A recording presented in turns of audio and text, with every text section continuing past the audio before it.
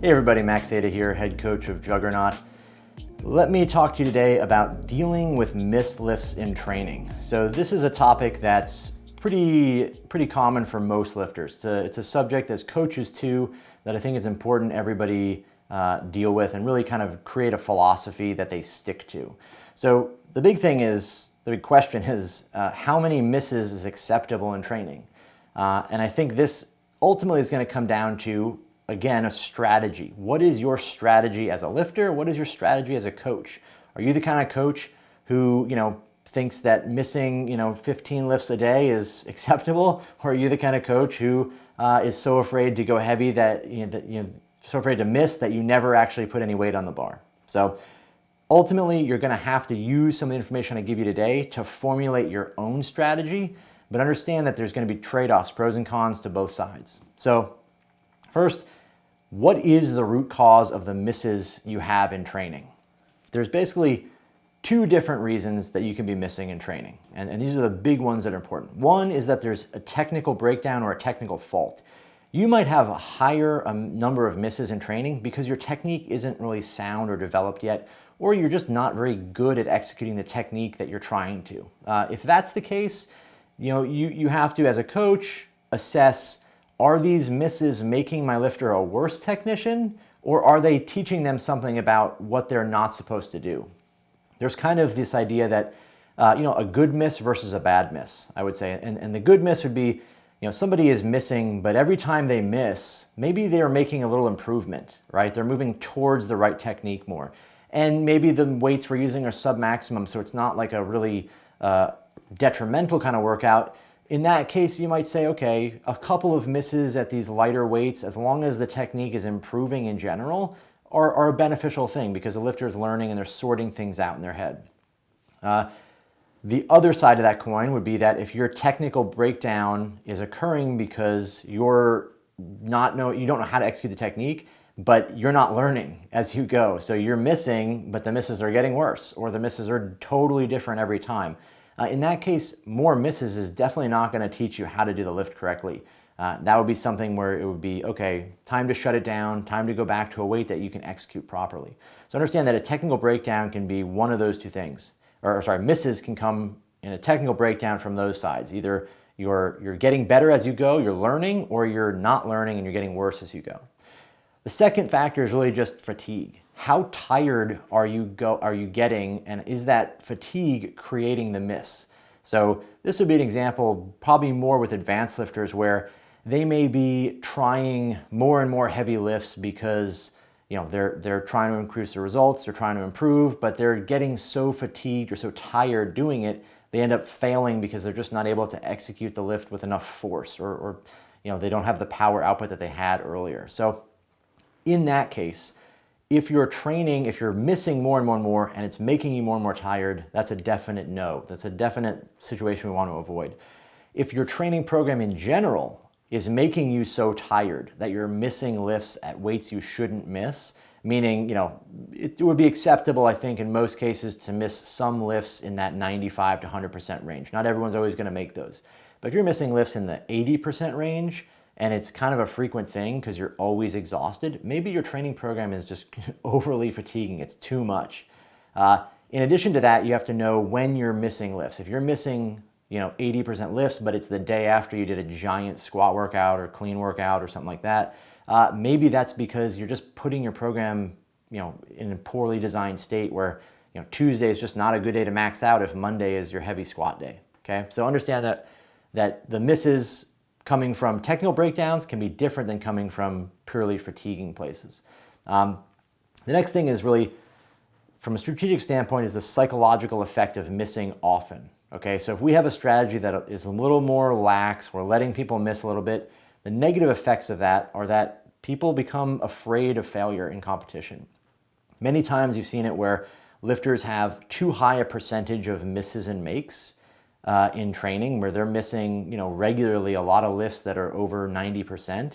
They get into competition and suddenly they struggle to be successful with those lifts. For one, they're probably training a little heavy, but also they become afraid because maybe they've missed that lift. Maybe they're going to snatch that 102 kilos that's that's right under their PR, but they've missed it so many times in training that they're now afraid to take it. They think already of failure. They've been, reinforcing that it's not going to happen over and over again in training.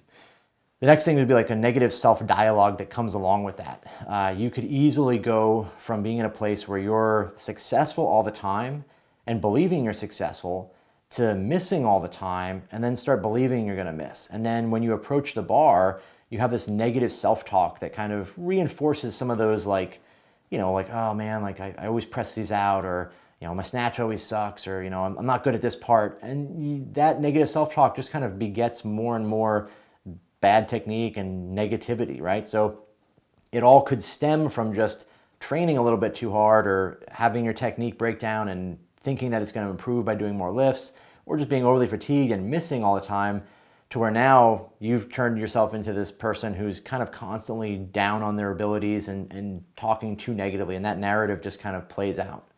And then finally, the opposite can happen, where you might miss a lot in training, but you're the kind of person who's still really optimistic, and now you're the guy who, you catch the lift and double press out on both elbows, and then you stumble forward, you never really lock it out, and you drop it, but that's a training make, right? Oh, that's good.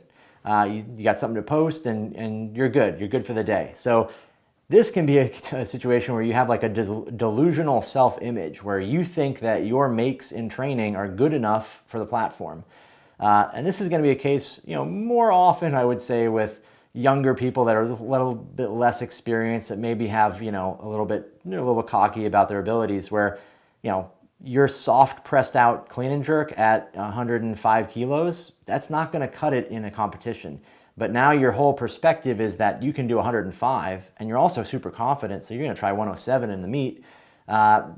Probably going to end poorly in that case. So understand that too many misses, but also believing your lifts that are not really clean or not really good are going to carry you through in competition. So that's the opposite side of being too negative.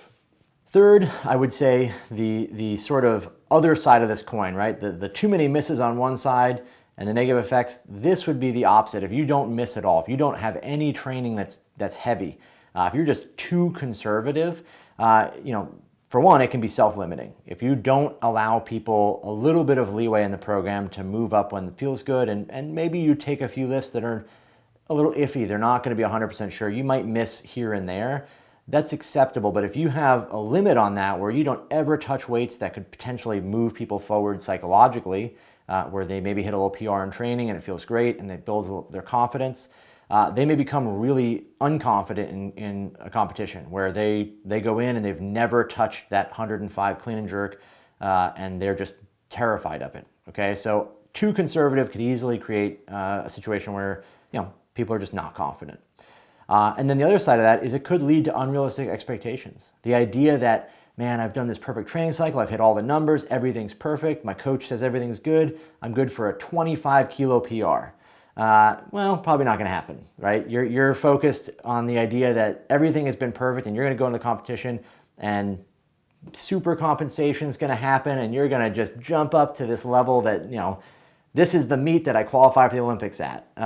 But you don't. So you understand that there's got to be a balance there. You got to have a little bit of a feeling of where your boundaries are, where the envelope is, but you don't want to punch through that envelope and find out exactly how weak you or how strong you actually are.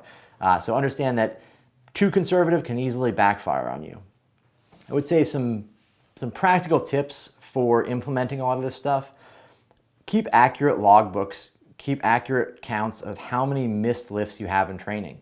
You want to be able to assess what you're doing. So you'd go back and look at those logbooks and say, hey, that training cycle where I made 3 PRs in the competition, I only missed, 1% of my lifts that cycle. And I only missed lifts at 95 and 100%. That's really good. That's solid.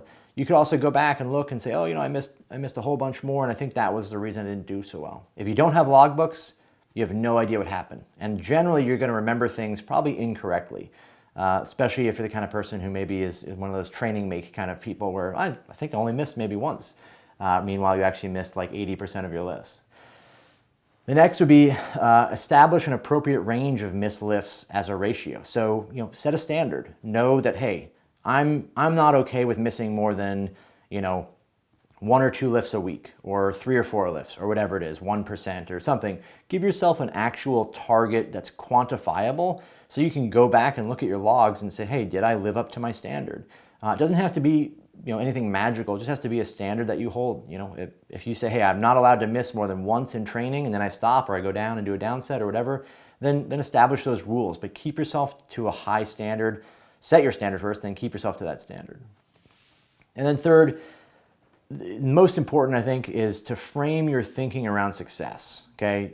Develop a strategy that deals with uncertain circumstances, but frame your strategy around success. So the idea is that, hey, I'm going to try and make every single lift I have in training. If I don't think I can make the lift, I probably shouldn't be trying it, okay? That's a good rule of thumb. But give yourself enough leeway that you can say, if the coach sees something that you don't feel, or you feel something the coach isn't seeing, there may be some leeway to take those lifts that are just a little bit outside that envelope, right? You still want to give yourself a chance to be successful if there is some uncertainty. If you guys like this video, go ahead and check out the rest of what we have on YouTube, or check us out on jtsstrength.com.